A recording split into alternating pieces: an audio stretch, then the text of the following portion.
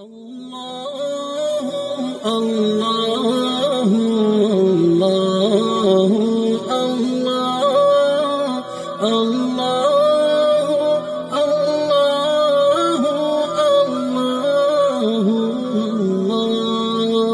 اللہ اللہ۔ موبی اس جادوگری کی ماہر تھی۔ وہ ذرا پرے ہٹ گئی، محافظ اس کی طرف بڑھا تو عقب سے ایک برچھی اس کی پیٹھ میں اتر گئی، اس کے منہ سے ہائے نکلی اور وہ پہلو کے بل لڑک گیا۔ برچھی اس کی پیٹھ سے نکلی اور اسے آواز سنائی دی، نمک حرام، نمک حرام کو زندہ رہنے کا حق نہیں۔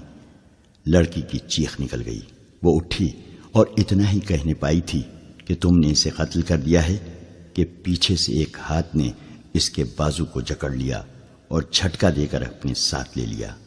اسے بالیان کے پاس پھینک کر کہا، ہم اس شخص کے پالے ہوئے دوست ہیں، ہماری زندگی اسی کے ساتھ ہے، تم ہم میں سے کسی کو اس کے خلاف گمراہ نہیں کر سکتی، جو گمراہ ہوا اس نے سزا پالی ہے۔ بالیان شراب کے نشے میں بے ہوش پڑا تھا۔ تم لوگوں نے یہ بھی سوچا ہے کہ تم کہاں جا رہے ہو؟ موبی نے پوچھا۔ سمندر میں ڈوبنے، ایک نے جواب دیا، تمہارے ساتھ ہمارا کوئی تعلق نہیں ہے، جہاں تک بالیان جائے گا ہم وہیں تک جائیں گے۔ اور وہ دونوں جا کر لیٹ گئے۔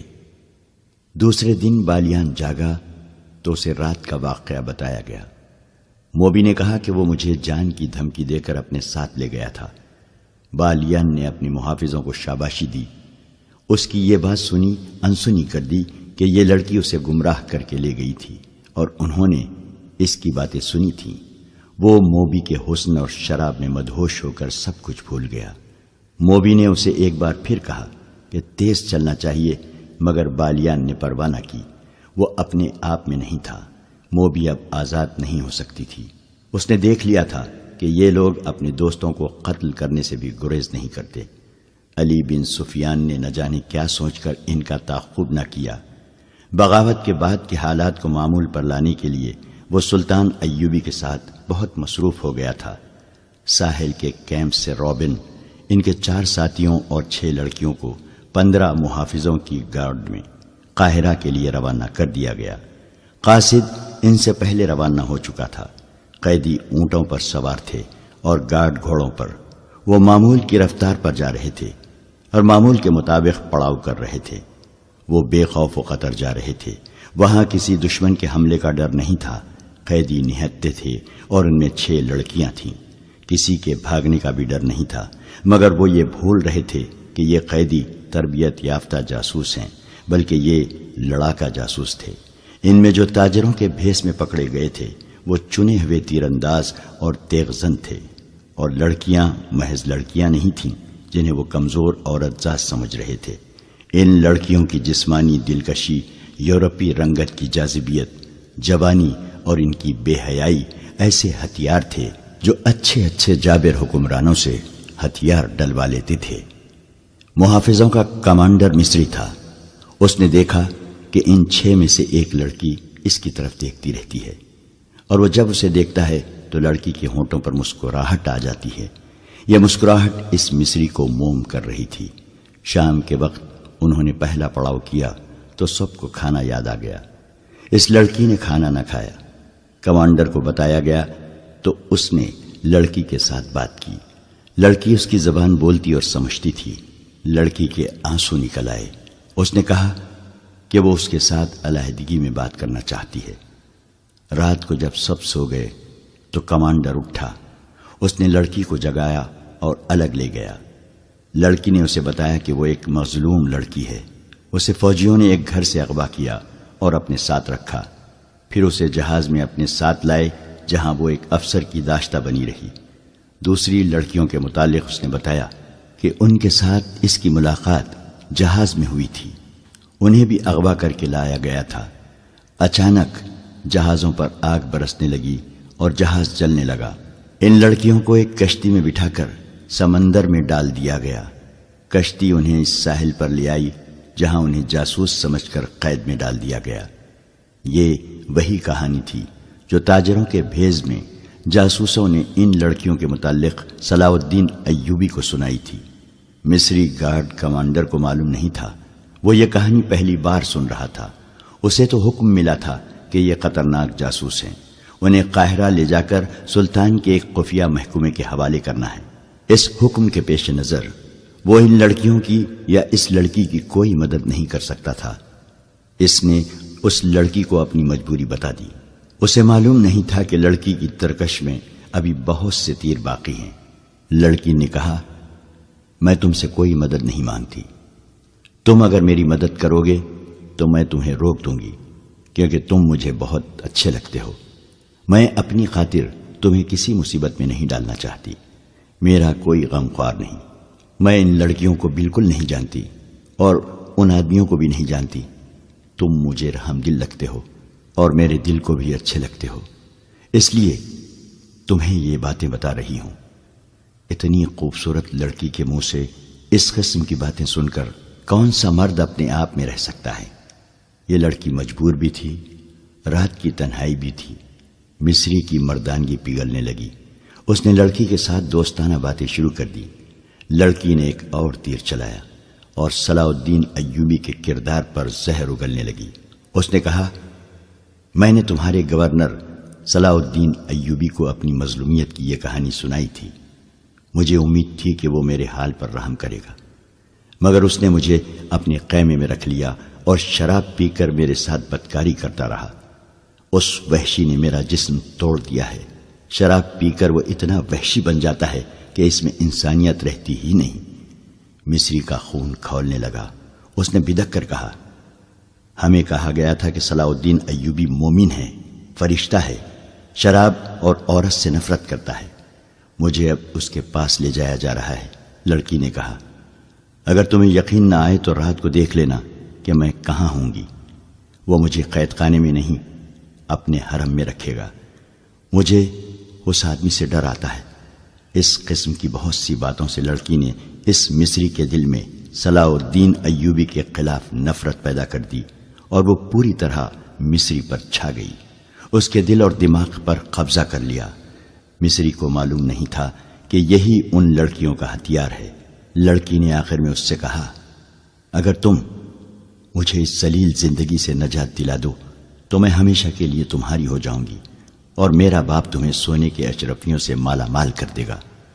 اس نے اس کا طریقہ یہ بتایا، میرے ساتھ سمندر پار بھاگ چلو، کشتیوں کی کمی نہیں ہے، میرا باپ بہت امیر آدمی ہے، میں تمہارے ساتھ شادی کر لوں گی اور میرا باپ تمہیں نہایت اچھا مکان اور بہت سی دولت دے گا، تم تجارت کر سکتے ہو۔ مصری کو یہ یاد رہ گیا تھا کہ وہ مسلمان ہے۔ اس نے کہا کہ وہ اپنا مذہب ترک نہیں کر سکتا۔ لڑکی نے ذرا سوچ کر کہا، میں تمہارے لیے اپنا مذہب چھوڑ دوں گی۔ اس کے بعد وہ فرار اور شادی کا پروگرام بنانے لگے۔ لڑکی نے اسے کہا، میں تم پر زور نہیں دیتی، اچھی طرح سوچ لو، میں صرف جاننا چاہتی ہوں کہ میرے دل میں تمہاری جو محبت پیدا ہو گئی ہے اتنی تمہارے دل میں پیدا ہوئی ہے یا نہیں۔ اگر تم مجھے قبول کرنے پر آمادہ ہو سکتے ہو تو سوچ لو اور کوشش کرو کہ قاہرہ تک ہمارا سفر لمبا ہو جائے۔ ہم ایک بار وہاں پہنچ گئے تو پھر تم میری بو بھی نہیں سونگھ سکو گے۔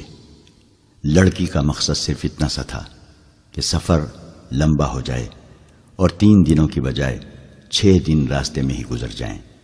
اس کی وجہ یہ تھی کہ رابن اور اس کے ساتھی فرار کی ترکیبیں سوچ رہے تھے۔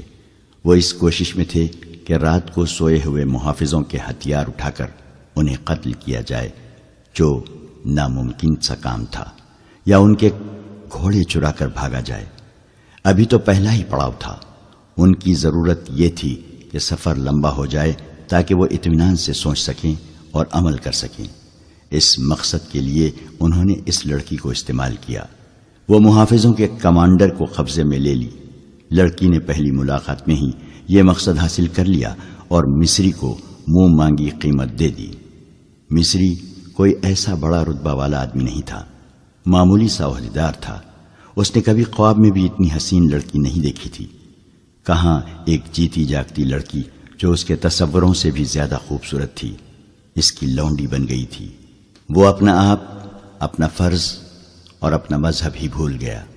وہ ایک لمحے کے لیے بھی لڑکی سے الگ نہیں ہونا چاہتا تھا۔ اس پاگل پن میں اس نے صبح کے وقت پہلا حکم یہ دیا کہ جانور بہت تھکے ہوئے ہیں، لہٰذا آج سفر نہیں ہوگا۔ محافظوں اور شتربانوں کو اس حکم سے بہت خوشی ہوئی۔ وہ محاذ کی سختیوں سے اکتائے ہوئے تھے، انہیں منزل تک پہنچنے کی کوئی جلدی نہیں تھی۔ وہ دن بھر آرام کرتے رہے، گپ شپ لگاتے رہے، اور ان کا کمانڈر اس لڑکی کے پاس بیٹھا بدمست ہوتا رہا۔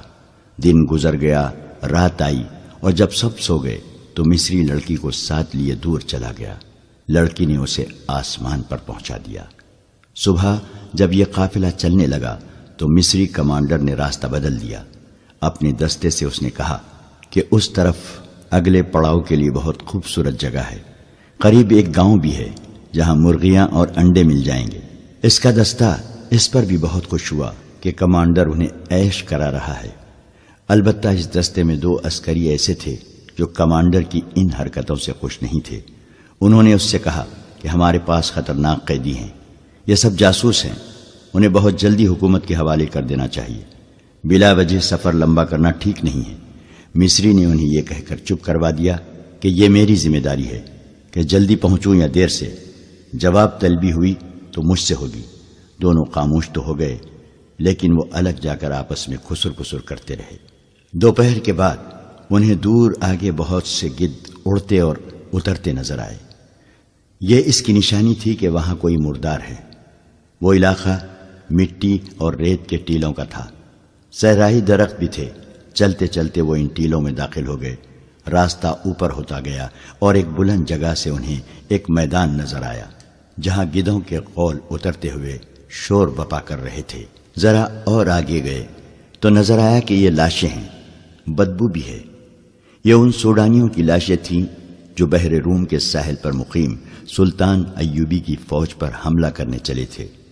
سلطان ایوبی کے جانباز سواروں نے راتوں کو ان کی عقبی حصے پر حملے کر کے یہ کشت و خون کیا اور سوڈانی فوج کو تتر بتر کر دیا تھا۔ یہاں سے آگے میلوں وسعت میں لاشیں بکھری ہوئی تھیں۔ سوڈانیوں کو اپنی لاشیں اٹھانے کی مہلت نہیں ملی۔ قیدیوں اور محافظوں کا قافلہ چلتا رہا اور ذرا سا رخ بدل کر لاشوں اور گدھوں سے ہٹ گیا۔ قافلہ جب وہاں سے گزر رہا تھا تو انہوں نے دیکھا کہ لاشوں کے ارد گرد ان کے ہتھیار بھی بکھرے ہوئے تھے۔ ان میں کمانے اور ترکش تھے، برچیاں، تلواریں اور ڈھالیں بھی تھیں۔ قیدیوں نے یہ ہتھیار دیکھ لیے۔ انہوں نے آپس میں باتیں کیں اور رابن نے اس لڑکی سے کچھ کہا جس نے مصری کمانڈر پر قبضہ کر رکھا تھا۔ لاشیں اور ہتھیار دور دور تک پھیلے ہوئے تھے۔ دائیں طرف ٹیلوں کے قریب سرسبز جگہ تھی، پانی بھی نظر آ رہا تھا۔ سبزہ ٹیلوں کے اوپر تک گیا ہوا تھا۔ لڑکی نے کمانڈر کو اشارہ کیا تو وہ اس کے قریب چلا گیا۔ لڑکی نے کہا، یہ بہت اچھی جگہ ہے، یہیں رک جاتے ہیں۔ مصری نے قافلے کا رخ پھیر دیا اور سرسبز ٹیلے کے قریب پانی کے چشمے پر جا رکا۔ رات یہیں بسر کرنی تھی۔ سب گھوڑوں اور اونٹوں سے اترے، جانور پانی پر ٹوٹ پڑے۔ رات گزارنے کے لیے اچھی جگہ دیکھی جانے لگی۔ 2 ٹیلوں کے درمیان جگہ کشادہ بھی تھی اور وہاں سبزہ بھی تھا۔ یہی جگہ منتخب کر لی گئی۔ جب رات کا اندھیرا گہرا ہوا تو سب سو گئے۔ مصری جاگ رہا تھا اور لڑکی بھی جاگ رہی تھی۔ اس رات اسے خاص طور پر جاگنا اور مصری کمانڈر کو پوری طرح مدہوش کرنا تھا۔ اسے جب خراٹوں کی آوازیں سنائی دینے لگیں تو وہ مصری کے پاس چلی گئی۔ اسی لڑکی کی خاطر وہ سب سے الگ اور دور ہٹ کر لیٹا تھا۔ لڑکی اسے ٹیلے کے اوٹ میں لے گئی اور وہاں سے اور زیادہ دور جانے کی خواہش ظاہر کی۔ مصری اس کی خواہشوں کا غلام ہو گیا تھا۔ اسے احساس تک نہ تھا کہ آج رات لڑکی اسے ایک خاص مقصد کے لیے دور لے جا رہی ہے۔ وہ اس کے ساتھ ساتھ چلتا رہا اور لڑکی اسے 3 ٹیلوں سے بھی پرے لے گئی اور رکی اور مصری کو باہوں میں لے لیا۔ مصری بے خود ہو گیا۔ ادھر رابن نے جب دیکھا کہ کمانڈر جا چکا ہے اور دوسرے محافظ گہری نیند سوئے ہوئے ہیں تو اس نے لیٹے لیٹے اپنے ایک ساتھی کو جگایا۔ اس نے 7 والے کو جگایا۔ اس طرح رابن کے 4 ساتھی جاگ اٹھے۔ محافظ ان سے ذرا دور سوئے ہوئے تھے۔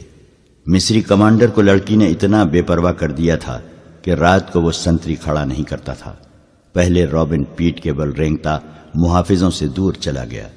اس کے بعد اس کے 4 ساتھی بھی چلے گئے۔ ٹیلے کی اوٹ میں ہو کر وہ تیز تیز چلنے لگے اور لاشوں تک پہنچ گئے۔ ٹٹول ٹٹول کر انہوں نے 3 کمانے اور ترکش اٹھائے اور ایک ایک برچھی اٹھا لی۔ اسی مقصد کے لیے انہوں نے لڑکی سے کہا تھا کہ وہ کمانڈر سے کہے کہ یہاں پڑاؤ کیا جائے۔ وہ ہتھیار لے کر واپس ہوئے۔ اب وہ اکٹھے تھے۔ وہ سوئے ہوئے محافظوں کے قریب جا کھڑے ہوئے۔ رابن نے ایک محافظ کے سینے میں برچھی مارنے کے لیے برچھی ذرا سا اوپر اٹھائی۔ باقی 4 بھی ایک محافظ کے سر پر کھڑے تھے۔ یہ نہایت کامیاب چال تھی۔ وہ بیک وقت 4 محافظوں کو ختم کر سکتے تھے اور باقی 11 کے سنبھلنے تک انہیں بھی ختم کرنا مشکل نہیں تھا۔ پیچھے 3 شتربان تھے اور مصری کمانڈر۔ وہ آسان شکار تھے۔ رابن نے جو ہی برچھی اوپر اٹھائی زناٹا سا سنائی دیا اور ایک تیر رابن کے سینے میں اتر گیا۔ اس کے ساتھ ہی ایک تیر رابن کے ایک ساتھی کے سینے میں لگا۔ وہ ڈولے۔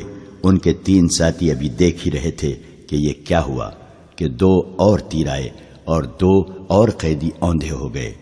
آخری قیدی بھاگنے کے لیے پیچھے کو مڑا ہی تھا کہ ایک تیر اس کے پہلو میں اتر گیا۔ یہ کام اتنی خاموشی سے ہو گیا کہ ان محافظوں میں سے کسی کی آنکھ ہی نہ کھلی جن کے سروں پر موت آن کھڑی ہوئی تھی۔ تیر انداز آگے آئے۔ انہوں نے مشعلیں روشن کی۔ یہ وہ 2 محافظ تھے جنہوں نے اپنے کمانڈر سے کہا تھا کہ انہیں منزل پر جلدی پہنچنا چاہیے۔ وہ دیانتدار تھے۔ وہ سوئے ہوئے تھے۔ جب 4 قیدی ان کے قریب سے گزرے تو ان میں سے ایک کی آنکھ کھل گئی تھی۔ اس نے اپنے ساتھی کو جگایا اور قیدیوں کا تعاقب دبے پاؤں کیا۔ انہوں نے یہ ارادہ کیا تھا کہ اگر قیدیوں نے بھاگنے کی کوشش کی تو انہیں تیروں سے ختم کر دیں گے، مگر اس سے پہلے وہ دیکھنا چاہتے تھے کہ یہ کیا کرتے ہیں۔ اندھیرے میں انہیں جو کچھ نظر آ رہا تھا وہ دیکھتے رہے۔ قیدی ہتھیار اٹھا کر واپس آئے تو دونوں محافظ آ کر ٹیلے کے ساتھ چھپ کر بیٹھ گئے۔ جو ہی قیدیوں نے محافظ کو برچھیاں مارنے کے لیے برچھیاں اٹھائیں انہوں نے تیر چلا دیے، پھر 4 کو ختم کر دیا۔ انہوں نے اپنے کمانڈر کو آواز دی تو اسے لاپتہ پایا۔ اس آواز سے لڑکیاں جاگ اٹھیں اور باقی محافظ بھی جاگے۔ لڑکیوں نے اپنے آدمیوں کی لاشیں دیکھیں۔ ہر ایک لاش میں ایک تیر اترا ہوا تھا۔ لڑکیاں خاموشی سے لاشوں کو دیکھتی رہیں۔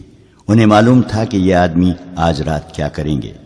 مصری کمانڈر وہاں نہیں تھا اور ایک لڑکی بھی غائب تھی۔ محافظوں کو معلوم نہیں تھا کہ جب ان قیدی جاسوسوں کے سینوں میں تیر داخل ہوئے تھے بالکل اسی وقت ان کے مصری کمانڈر کی پیٹھ میں ایک خنجر اتر گیا تھا۔ اس کی لاش تیسرے ٹیلے کے ساتھ پڑی تھی۔ اس رات صحرا کی ریت خون کی پیاسی معلوم ہوتی تھی۔ مصری کمانڈر اپنے محافظ دستے اور قیدیوں سے بے خبر اس لڑکی کے ساتھ چلا گیا اور لڑکی اسے خاصا دور لے گئی تھی۔ اسے معلوم تھا کہ اس کے ساتھی ایک خونی ڈرامہ کھیلیں گے۔ لڑکی مصری کو ایک ٹیلے کے ساتھ لے کے بیٹھ گئی۔ اسی ٹیلے سے ذرا پرے بالیان اور اس کے 6 محافظوں نے پڑاؤ ڈال رکھا تھا۔ ان کے گھوڑے کچھ دور بندھے ہوئے تھے۔ بالیان موبی کو ساتھ لیے ٹیلے کی طرف آ گیا۔ اس کے ہاتھ میں شراب کی بوتل تھی۔ موبی نے نیچے بچھانے کے لیے دری اٹھا رکھی تھی۔ بالیان محافظوں سے دور جا کر عیش و عشرت کرنا چاہتا تھا۔ اس نے دری بچھا دی اور موبی کو اپنے ساتھ بٹھا لیا۔ وہ بیٹھے ہی تھے کہ رات کے سکوت میں انہیں قریب سے کسی کی باتوں کی آوازیں سنائی دی۔ وہ چونکے اور دم ساد کر سننے لگے۔ آواز کسی لڑکی کی تھی۔ بالیان اور موبی دبے پاؤں اس طرف آئے اور ٹیلے کی اوٹ سے دیکھا۔ انہیں 2 سائے بیٹھے ہوئے نظر آئے۔ صاف پتہ چلتا تھا کہ ایک عورت ہے اور ایک مرد۔ موبی اور زیادہ قریب آ گئی اور غور سے باتیں سننے لگی۔ مصری کمانڈر کے ساتھ اس لڑکی نے ایسی واضح باتیں کی کہ موبی کو یقین ہو گیا کہ یہ اس کی ساتھی لڑکی ہے، اور یہ بھی واضح ہو گیا کہ اسے قاہرہ لے جایا جا رہا ہے۔ مصری نے جو حرکتیں اور باتیں کیں وہ تو بالکل ہی صاف تھی، کسی شک کی گنجائش نہیں تھی۔ موبی جان گئی کہ یہ مصری اس لڑکی کو اس کی مجبوری کے عالم میں عیاشی کا ذریعہ بنا رہا ہے۔ موبی نے یہ بالکل نہ سوچا کہ ارد گرد کوئی اور بھی ہوگا۔ اور اس نے جو ارادہ کیا ہے اس کا نتیجہ کیا ہوگا۔ اس نے پیچھے ہٹ کر بالیان کے کان میں کہا، یہ مصری ہے اور یہ میرے ساتھ کی ایک لڑکی کے ساتھ عیش کر رہا ہے، اس لڑکی کو بچا لو، یہ مصری تمہارا دشمن ہے اور لڑکی تمہاری دوست۔ اس نے بالیان کو اور زیادہ بھڑکانے کے لیے کہا، یہ بڑی خوبصورت لڑکی ہے، اسے بچا لو اور اپنی سفری حرم میں اضافہ کر لو۔ بالیان شراب پیے ہوئے تھا۔ اس نے کمربند سے خنجر نکالا اور بہت تیزی سے آگے بڑھ کر خنجر مصری کمانڈر کی پیٹھ میں گھونپ دیا۔ خنجر نکال کر اسی تیزی سے ایک اور وار کیا۔ لڑکی مصری سے آزاد ہو کر اٹھ کھڑی ہوئی۔ موبی دوڑی اور اسے آواز دی۔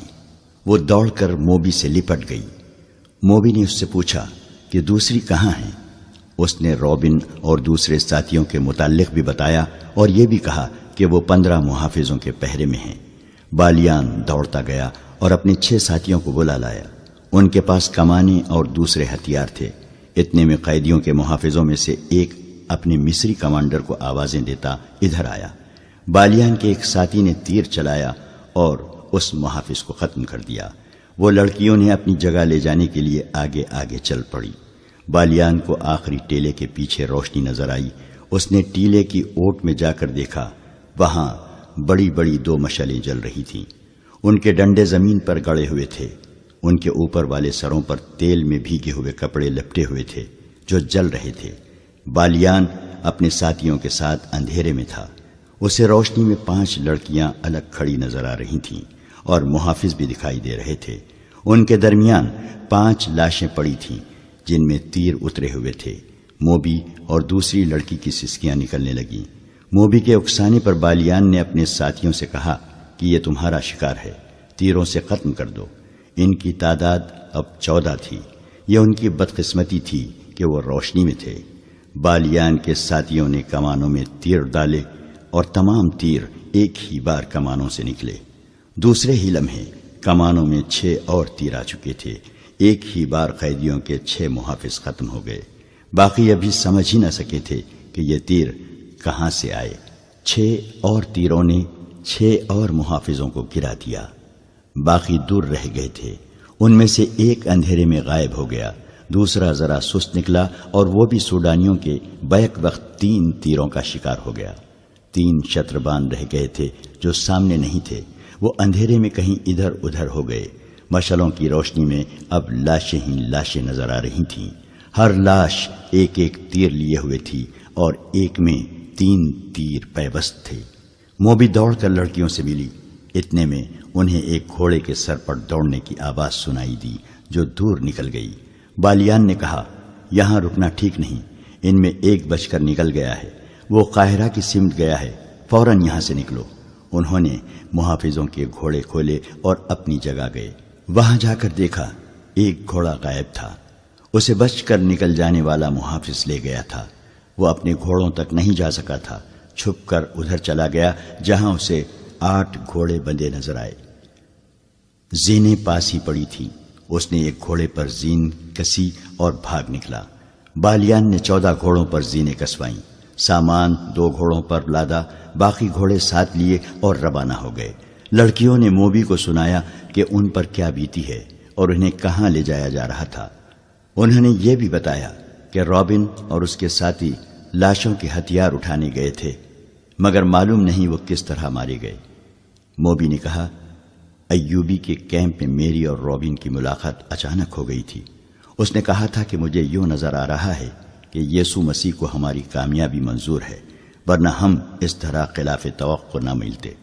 آج ہماری ملاقات بالکل خلاف توقع ہو گئی ہے، لیکن میں یہ نہیں کہوں گی کہ یسوع مسیح کو ہماری کامیابی منظور ہے۔ خدائے یسوع مسیح ہم سے ناراض معلوم ہوتا ہے۔ ہم نے جس کام میں ہاتھ ڈالا وہ چوپٹ ہوا۔ بحر روم میں ہماری فوج کو شکست ہوئی اور مصر میں ہماری دوست سوڈانی فوج کو شکست ہوئی۔ ادھر رابن اور کرسٹوفر جیسے دلیر اور قابل آدمی اور ان کے اتنے اچھے ساتھی مارے گئے۔ معلوم نہیں ہمارا انجام کیا ہوگا۔ ہمارے جیتے جی تمہیں کوئی ہاتھ لگا نہیں سکتا۔ بالیان نے کہا، میرے شیروں کا کمال تم نے دیکھ لیا۔ جس وقت قیدیوں کا قافلہ لاشوں کے پاس ٹیلوں میں رکا تھا، اس وقت ساحل پر سلطان ایوبی کی فوج کے کیمپ میں 3 آدمی داخل ہوئے۔ وہ اٹلی کی زبان بولتے تھے۔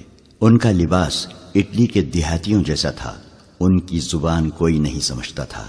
اٹلی کے جنگی قیدیوں سے معلوم کیا گیا۔ انہوں نے بتایا کہ یہ اٹلی سے آئے ہیں اور اپنی لڑکیوں کو ڈھونڈتے پھر رہے ہیں۔ یہ یہاں کے سالار سے ملنا چاہتے ہیں۔ انہیں بہاؤالدین شداد کے پاس پہنچا دیا گیا۔ صلاح الدین ایوبی کی غیر حاضری میں شداد کیمپ کمانڈر تھا۔ اٹلی کا ایک جنگی قیدی بلایا گیا۔ وہ مصر کی زبان بھی جانتا تھا۔ اس کی وساست سے ان آدمیوں کے ساتھ باتیں ہوئیں۔ ان 3 آدمیوں میں ایک ادھیڑ عمر تھا اور 2 جوان تھے۔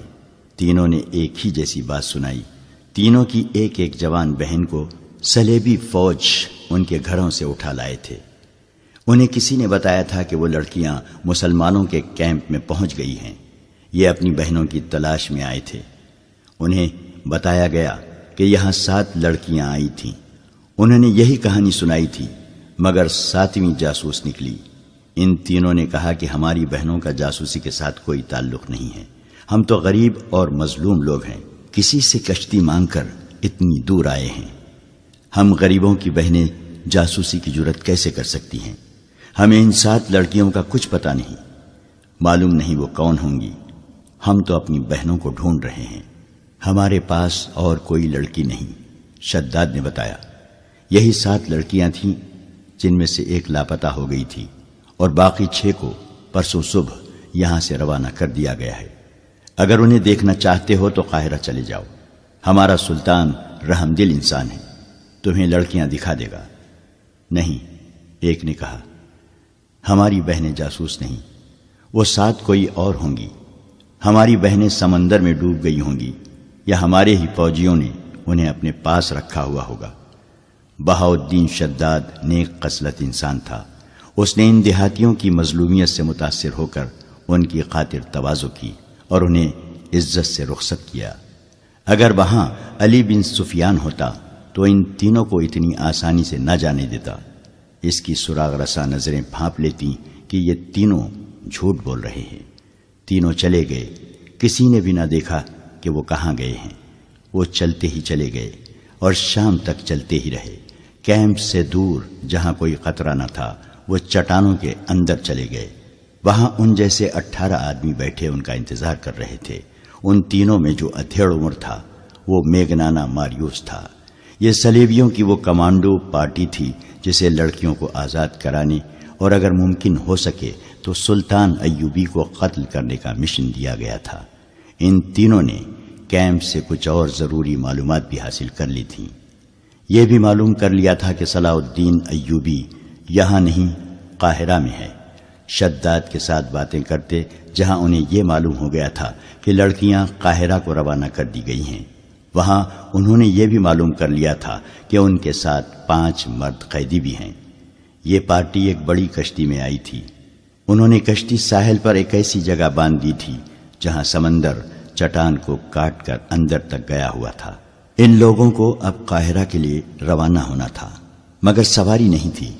یہ 3 آدمی جو کیمپ میں گئے تھے یہ بھی دیکھ آئے تھے کہ اس فوج کے گھوڑے اور اونٹ کہاں بندھے ہوئے ہیں۔ انہوں نے یہ بھی دیکھا تھا کہ کیمپ سے جانور چوری کرنا آسان نہیں۔ 21 گھوڑے یا اونٹ چوری نہیں کیے جا سکتے تھے۔ ابھی سورج طلوع ہونے میں بہت دیر تھی۔ وہ پیدل ہی چل پڑے۔ اگر انہیں سواری مل جاتی تو وہ قیدیوں کو راستے میں ہی جا لینے کی کوشش کرتے۔ اب وہ یہ سوچ کر پیدل چلے کہ قاہرہ میں جا کر قیدیوں کو چھڑانے کی کوشش کریں گے۔